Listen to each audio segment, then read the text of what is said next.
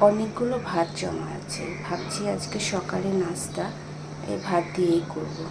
তো পেঁয়াজ রসুন সব কিছু কেটে নিয়েছি, এখন এটা তেলের উপরে দিয়ে ভাতটাকে ভেজে নেব।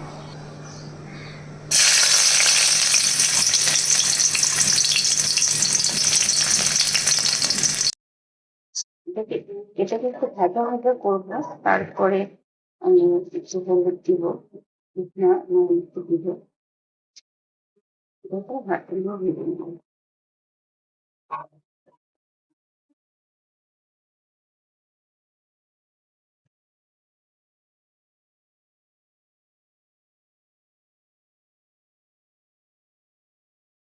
এখন দেবো স্বাদ মতো লবণ দিয়ে ভালোভাবে এটাকে ভেজে নেব। ডিমটাও ভেজে ফেললাম, ডিম ভাজি আর হচ্ছে ভাত ভাজলাম, এই দুইটা সকালে নাস্তা।